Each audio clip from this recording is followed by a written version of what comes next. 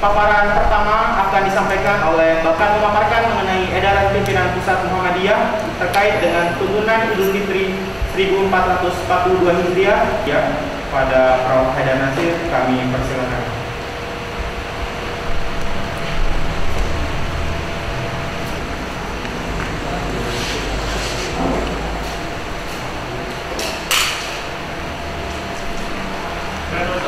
Berdasarkan pedoman hisab yang dipakai oleh Majelis Tarjih dan Tajdid telah menetapkan puasa Ramadan itu berlangsung selama 30 hari sehingga Idul Fitri 1 Syawal 1442 Hijriah jatuh pada hari Kamis, tanggal 13 Mei 2021. Kami pimpinan Pusat Muhammadiyah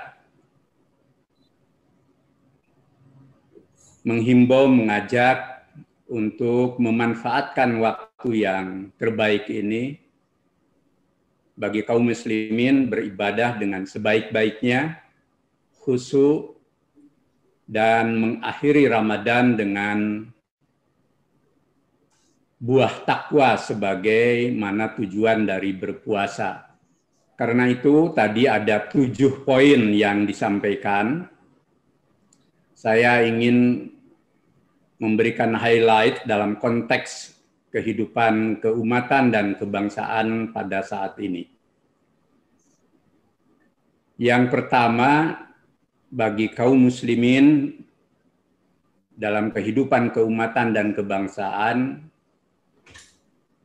kami berharap bahwa puasa dan Idul Fitri dijadikan momentum untuk menghadirkan praktek keislaman atau keberagamaan yang bersifat serba bajik, serba baik, dan menghindari hal-hal yang serba negatif sebagai implementasi dari ketakwaan. Yang jiwa, alam pikiran, dan praktek keberagamaan ini harus kita wujudkan di ruang publik agar semakin berkualitas. Bagaimana umat Islam hasil dari puasa ini sejak Idul Fitri nanti mampu hadir menjadi insan-insan terbaik yang menyebar nilai-nilai kebaikan, perdamaian, persatuan, ukhuwah,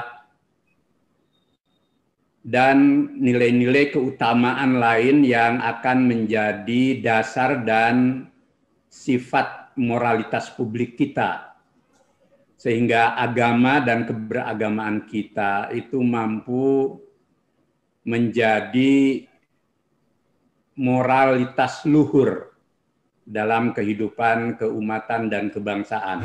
Yang kami hormati rekan-rekan media dan seluruh masyarakat Indonesia berkaitan dengan Idul Fitri yang masih berada dalam suasana pandemi COVID-19, pimpinan Pusat Muhammadiyah menyampaikan maklumat sebagai berikut. 1. Takbir Idul Fitri tahun ini dianjurkan agar dilaksanakan di rumah masing-masing dengan khusyuk dan melibatkan anggota keluarga sehingga tercipta suasana kerohanian yang semakin mendekatkan diri kepada Allah Subhanahu wa Ta'ala. Tidak dianjurkan takbir keliling. Takbir boleh dilakukan di masjid atau musola selama tidak ada jamaah yang terindikasi positif COVID-19 dengan pembatasan jumlah orang dan menerapkan protokol kesehatan yang berdisiplin tinggi. Sikap seksama merupakan wujud ikhtiar yang diajarkan agama, bukan ketakutan yang bersifat paranoid. 2. Sholat Idul Fitri dapat dilakukan di rumah untuk masyarakat yang lingkungannya terdapat pasien positif atau kondisi belum aman dari COVID-19.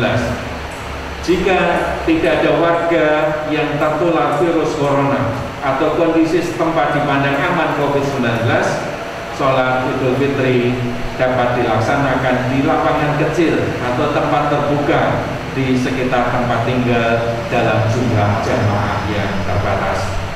Adapun protokolnya sebagai berikut: sholat Idul Fitri dengan shaf berjarak, jamaah menggunakan masker, dilaksanakan tidak dalam kelompok besar atau dilaksanakan secara terpisah dalam kelompok kecil dengan pembatasan jumlah jamaah yang hadir, serta mematuhi protokol kesehatan terkait pencegahan COVID-19 seperti menjaga kebersihan tempat, kebersihan badan, memakai masker, pengukuran suhu tubuh, tidak berjabat tangan, tidak berkerumun, dan hal-hal lainnya sesuai protokol kesehatan. 3. Idul Fitri yang merupakan hari raya berbuka puasa agar dijadikan momentum peningkatan kualitas takwa sebagaimana tujuan berpuasa Ramadan. Momentum tersebut merupakan wahana perwujudan praktek keislaman yang menyemai nilai-nilai kebaikan, kesalehan, perdamaian, keadilan, kesahajaan, sikap tenahan, persaudaraan, saling tolong, kasih sayang, persatuan, dan kebajikan utama dalam kehidupan keumatan, kebangsaan, dan kemanusiaan. Berkaitan dengan kebijakan pemerintah tentang larangan mudik, semua warga bangsa sebaiknya mengikuti dengan seksama demi pencegahan dan ikhtiar mengatasi COVID-19 agar tidak bertambah luas seperti terjadi di negara lain. Memang berat meninggalkan tradisi mudik yang memiliki manfaat positif bagi persaudaraan di tempat asal. Tetapi karena situasi pandemi, maka akan lebih maslahat bila semua pihak ikhlas dan menunjukkan kearifan kolektif, mencegah dan menahan diri dari segala bentuk kerumunan dan keadaan yang membuat mudarat harus diutamakan dalam kehidupan berbangsa.